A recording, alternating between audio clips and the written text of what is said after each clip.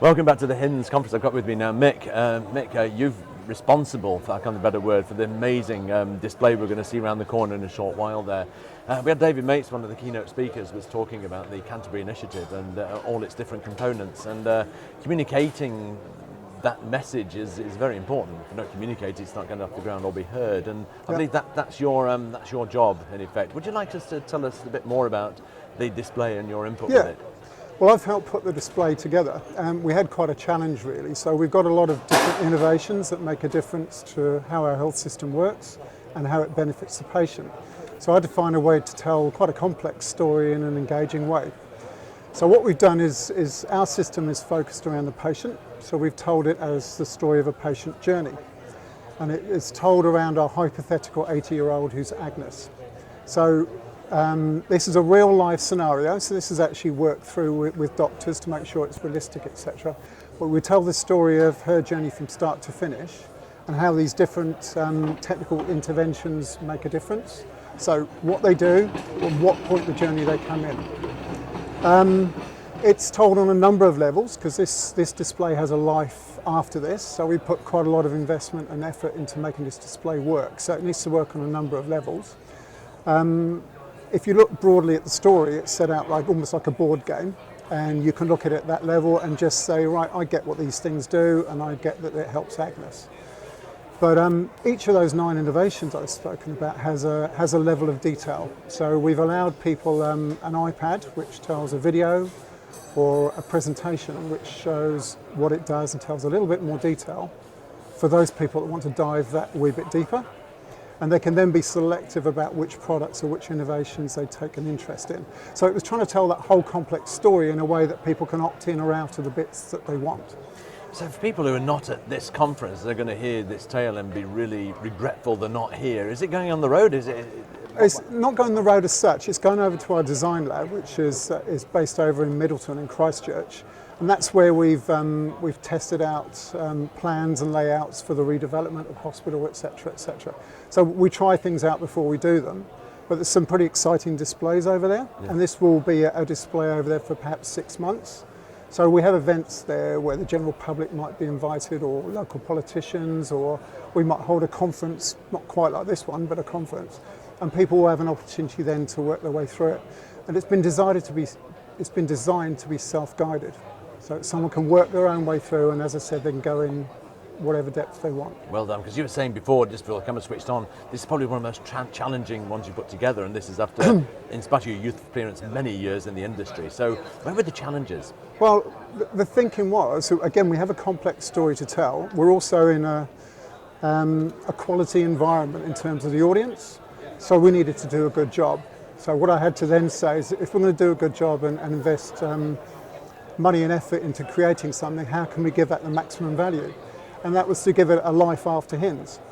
So the display's been worked so that it'll work for a variety of audiences in different settings. Fantastic.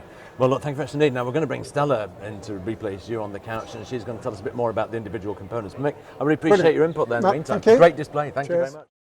So welcome back. Now got on the couch Stella. Stella was just telling me before we switched the camera on that you're the executive leader for, and then your CV was huge. So I won't even list it, but needless to say, your involvement with this project is really quite important with those executive roles. Now we're just hearing from Mick, there's probably about 9 different stations on this journey, and I was hoping just in a few seconds you could describe each one. So very roughly, how did it go? So we'll start with Health Info, which is our site that is for patients to get information that is trusted by our clinicians. Then we have Health Pathways, which is a website tool that supports our way of working in an integrated health system, so it allows people to know where to refer to, where to get information, and when people will be seen in the various parts of the system. Then there's a piece around the patient portal, and we're about to go and look at how we'd like our patient portal to be developed for the system, which is an important part of consumer engagement in healthcare and wellness. Then we've got a piece of work around the South Island Alliance work, which is the replacement that Graham spoke to today about the foundations for the National Health IT Plan, which is our replacement PAS, so it's called the South Island PICS, Patient Information Care System. Then we've got an innovation that we've been working with HINZ Medical about, which is called Cortex, and it's a task manager particularly aimed at the junior doctors, but is now being used in allied health and also with the senior medical, making the patient journey visible, improving the efficiency of care inside the hospital. And then we have a Scope, which is a surgical audit tool that again ensures that there's good efficiency in our theatres and performance. And I may have forgotten something in that I was thinking, mix. you're doing this without notes. I would need it written down. Well done. Thank if you miss you. one out, nobody will know. You're I fine. will, there'll be something. Oh, the electronic referral management system. There is too. Yeah. So out of all of those, which is your favourite? You must. Everybody's got their favourite. So which is your favourite to work on? I've got two favourites, and that's mainly because the patient portal is really important. I'm a co-sponsor with a colleague in primary care, and from my perspective that is the big engagement mechanism. And because we've spent some time asking our community and consumers what they want, we're really passionate about how we're going to deliver something.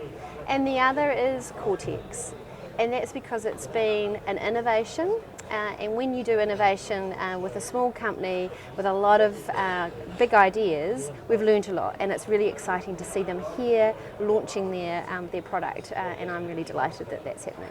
So are we world leaders in this? I think so. Good answer. I think so. I think that we're world leaders in the concept that Graham spoke about today, which is a hybrid electronic medical record. And I think that our strategy in the South Island, our strategy in Canterbury has been about who's got the best and how do we fit it together that supports our actual models of care. And you mentioned Graham before, we just walked past about 2 seconds ago. Sorry to be distracted there, but that segued in beautifully. So Graham gave a keynote speech this morning talking about a single note system, and that really has got to be the ultimate integration. So how do you see your presentation integrating with that and giving that product? I would say that we're really well on the way to delivering what it is that the Minister and Graham were talking about. We've got lots of the elements through our Health One, which is a way of, it's also part of the showcase, which has got a way of primary, community and secondary care data being shared. And I think that we're well on the way to being able to deliver that single health record using a hybrid approach. So to nail you to the floor, have you got a timeline feeling on that? What do your guts tell you? My gut tells me, and my clinicians tell me, and my system tells me we must have it to open our new acute services block in 2018, which will also deliver, I hope, the beginnings of Graham's digital hospital blueprint. Outstanding. Well, that gives us a bit of pressure. 3 years from now, in that case. Let's see so. whether we can both be on this couch in 3 years and say, look at Celebrating. this, it's working. Hey, look, thank you so much. Really You're enjoyed welcome. talking to you. Thank Well done. you. Thank you. And thanks.